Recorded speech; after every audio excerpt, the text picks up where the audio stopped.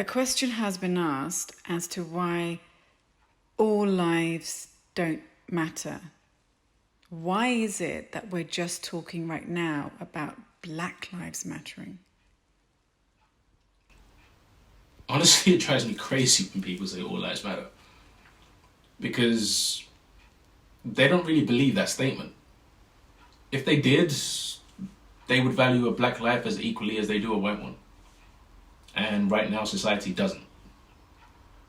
Let me say that again, just in case you didn't get it.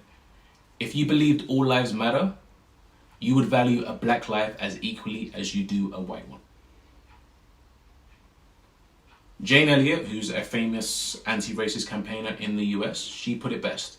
She has an experiment where she asks a room full of white people to stand up if they would be okay being treated the way society treats black people. And nobody stands. So she says, oh, you must not have understood the instruction. I want you to stand up if you would be okay being treated the same way that society treats black people. And still, no one stands. So she says, well, it's clear to me. It means you know what's going on. You know you don't want it for yourself. Why are you okay with it happening to someone else?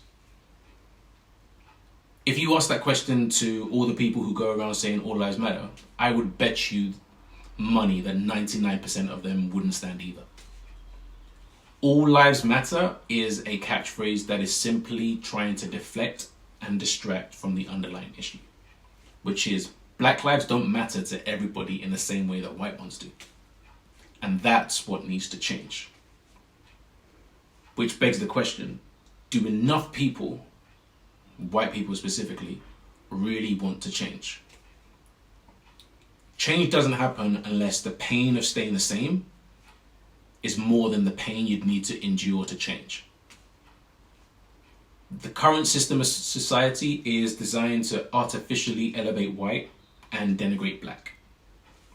So changing it will be painful.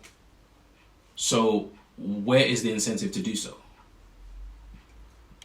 I personally think that this is why the playbook for dealing with racial justice protests is eerily similar on both sides of the Atlantic.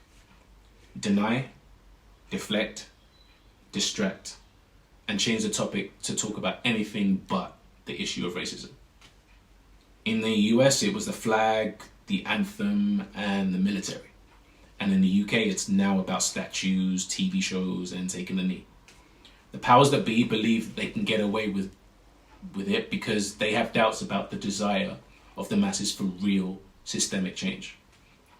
I live in a country where the current UK Prime Minister is a real racist who believes that Africa should be recolonized and Britain shouldn't feel guilty for doing so again.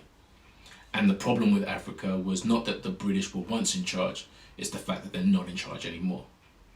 A man who has no qualms about peddling in divisive race baiting, where he freely say that black people are pickaninnies with watermelon smiles and that Muslim women resemble letterboxes and bank robbers. A country where the foreign secretary can go on national radio and condescendingly dismiss the whole Black Lives Matter movement by saying that then taking the knee is a gesture of subjugation that comes from Game of Thrones. All of which is an unwelcome diversion away from the real topic at hand. And which is this. You can take all the knees, cancel all the TV shows, and tear down all the statues you want.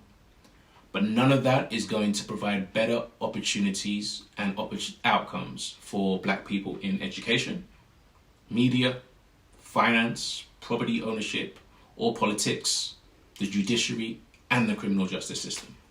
You know, the real seats of power in the UK. That's the kind of systemic change we want, and quite frankly, that's the kind of systemic change we need.